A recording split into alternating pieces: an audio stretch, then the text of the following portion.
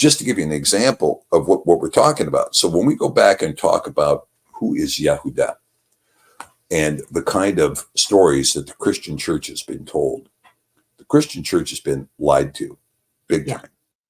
And the Christian church, and I really, I really, on one hand, my heart breaks for the Christian church because of the kinds of things that have happened in the church. And in particular, since 1954, with the introduction of the 501c3, which was essentially, it was no longer the circumcision, it was the gelding, right? This was the castration, right? Yeah.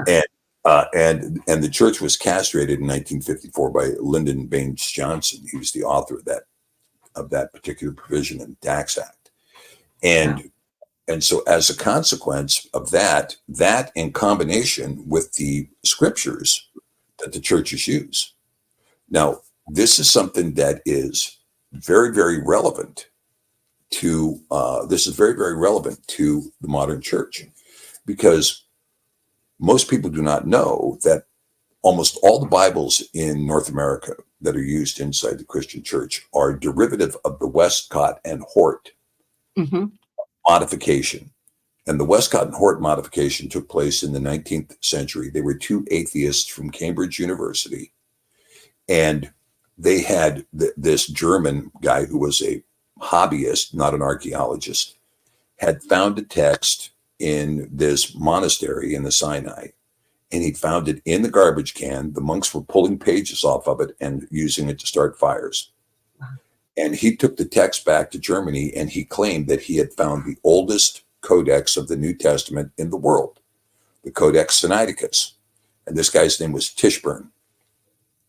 And then he came forward with all these big, this big, really marketing campaign. I found the oldest text in the world, the Codex Sinaiticus. Well, once he got public with this, Westcott and Hort embraced it. Oh, he's found the text. And they took the text and they began to integrate that text with the Codex Vaticanus, Old Testament.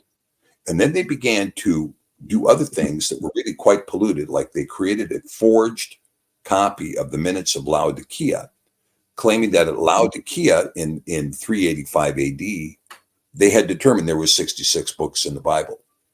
Now, the Council of Laodicea is not a recognized council, a Constantinian council in the church. It was never recognized as an official council. Of the 19 copies of those minutes, only the ones in the hands of Westcott and Hort at the very last clause said there's 66 books. None of the other existing minutes said that. Okay. And so they married the already corrupted Codex Vaticanus that had been deleted by the Catholic Church, because the Catholic Church takes the position, church first, scripture second.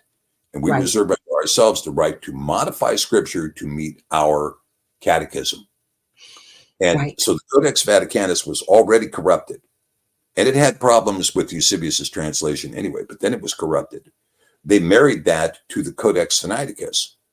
Well, right after they did that, it became very public what Tischburn was saying. And then a fellow named Constantine Simonides began to publish in the Manchester Herald.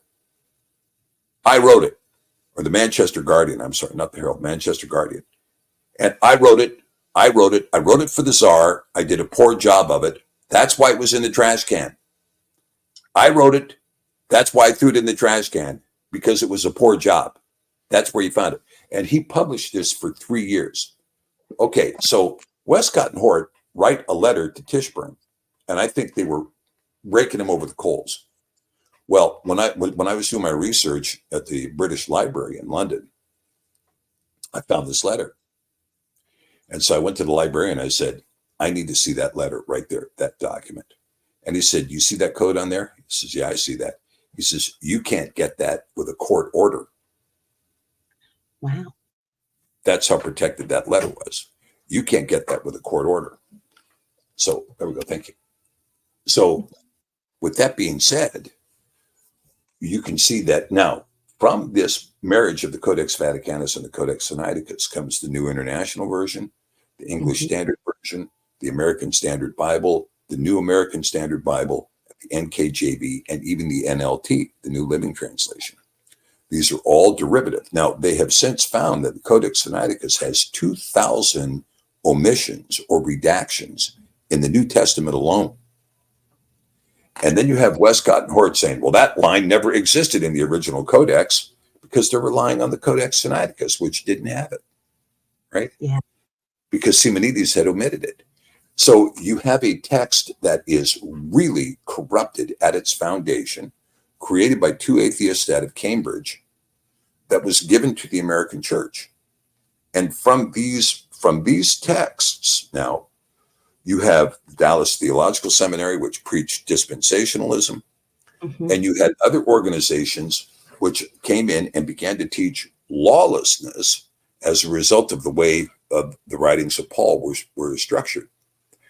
So when I saw this and came to realize this, and then I see what's going on in the Christian church, well, it's very common for the largest Christian churches, the ones that are really the most pious, you might call it, or the most righteous, if you will. Mhm. They're really, at best, they're the Church of Laodicea, right? They're Right. lukewarm. They think they're all wealthy because they've got big screens and they've got big PAs and they've got a great big building, and they fill up their church with thousands of people. Therefore, they're holy. Right. Money does not make a person holy. No. Did you see Dr. Pidgeon at Super Bowl Sunday? The woman kicked the Bible across the stage for the Super Bowl Sunday celebration I in did one of not those see that. large churches. Oh, yeah.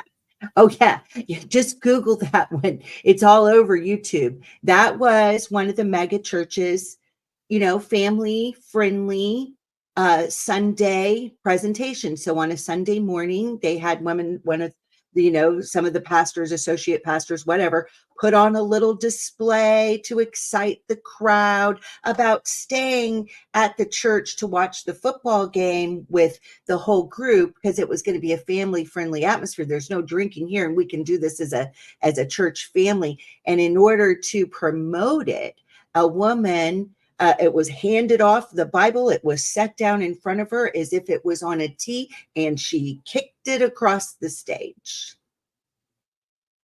Mm. Mm. Mm.